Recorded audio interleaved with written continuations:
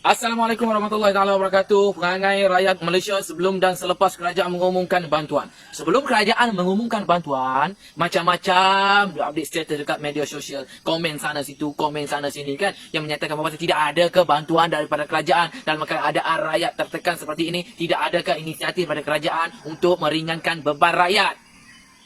Kerajaan perlu bantu rakyat.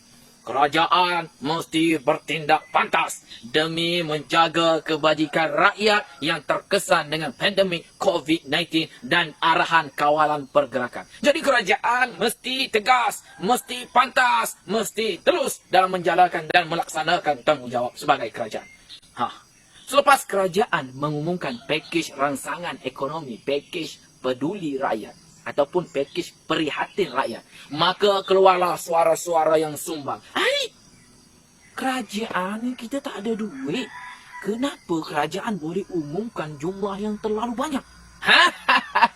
Sebelum kau nak minta duit daripada kerajaan atau bantuan daripada kerajaan, kau pernah tanya ke kerajaan ni ada duit ataupun tidak? Engkau ni pandai bersuara saja, minta itu, minta ini. Kau tak tanya pun benda itu ada atau tidak. Apabila kerajaan dah umumkan bantuan kepada rakyat, baru kau tanya dari mana kerajaan dapat duit. Susah sangatlah kau ni. Memang complicated lah perangai macam ni. Orang buat yang betul pun salah, yang salah sama telah. Bantuan ini kena masuk dalam parlimen, kena dibahaskan di dalam parlimen kerana kita nak tengok ini tulus ataupun tidak. Sempat lagi kau nak ajak semua ahli parlimen masuk dalam Dewan Rakyat untuk berbincang dan membahaskan bantuan yang diumumkan oleh kerajaan. Entah-entah ahli parlimen diserang COVID-19. Satu dewan tu kena. Mampus! Aku nak bagi satu contoh lah kau. Rakyat biasa, masyarakat akan minta dengan Tok Pengulu. Tok Pengulu akan minta dengan AJK bahagian. AJK bahagian akan minta dengan ketua bahagian. Ketua bahagian akan minta dengan menteri. Menteri akan minta dengan Perdana Menteri. Perdana Menteri nak minta dengan siapa? Kau pernah tanya tak? Perdana Menteri nak minta dengan siapa? Kau pernah tanya tak?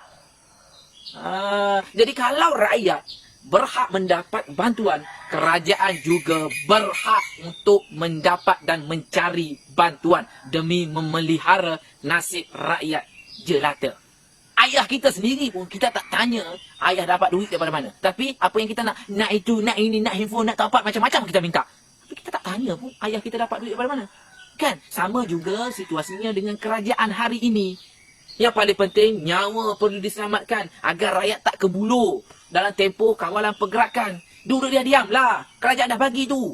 Dan Alhamdulillah kerajaan dah bagi meliputi semua. B40 pun dapat, F40 pun dapat. Jadi kalau yang tercicit lagi tu, insya-Allah kerajaan akan bantu lagi. Kerana kerajaan duk cari lagi inisiatif ataupun cara-cara bagi menyelesaikan masalah. Kita kena sabar, insya-Allah. Berbeza dengan negara-negara lain. Negara jiran kita pun belum tentu lagi dapat bantuan seperti kita tahu. Tapi kita dah dapat bersyukurlah. Sebab itu pula perangai rakyat Malaysia ni tak boleh nak tengok orang buat kebaikan. Kita nak menyerang. Ustaz Abid Liu yang secara sukarela memberi bantuan kepada Barisan Hadapan yang berjuang habis-habisan. Bagi itu, bagi ini, kau kecam dalam media sosial. Kau menyatakan bahawasanya, tak sepatutnya Ustaz buat seperti itu, tak riak. Jadi kalau Ustaz tak buat, kau nak buat? Allahu Akbar. Tak boleh Ustaz menunjuk-nunjuk kebaikan. Lepas tu, kau nak suruh Ustaz tu bogel tengah jalan, tunjuk keburukan. Macam tu.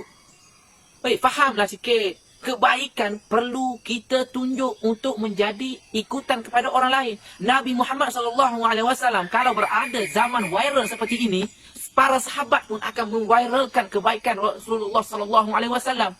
Kerana apa? Untuk dijadikan ikutan kepada orang lain. Ustaz Abid Liu, aku bukan nak cakap Ustaz tu bagai Nabi, tetapi dia ikut sunnah Nabi untuk melakukan kebaikan supaya orang lain pun ikut.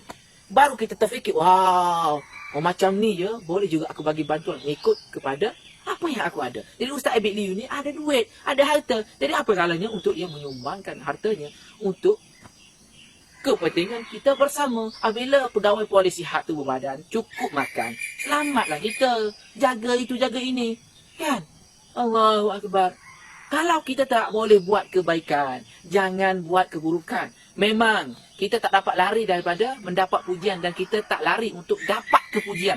Allah sendiri sebagai pencipta pun suka kepada pujian. Kalau tak kita tak bacalah Bismillahirrahmanirrahim, dengan nama Allah yang Maha Pemurah lagi Maha Penyayang.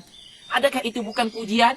Itu pun pujian. Segala puji bagi Allah, tiada Tuhan selain Allah. Nabi Muhammad itu pesuruh Allah, itu pun pujian. Kalau Tuhan sebagai pencipta suka kepada pujian, kita ni umat yang hina, makhluk yang biasa pun berhak untuk mendapat pujian. Sama juga Ustaz Abidiu.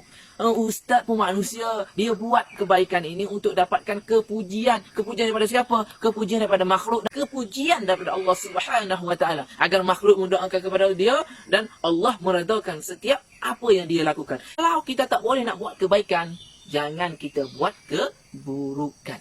Kalau kita tak boleh sumbang, jangan menjadi suara sumbang.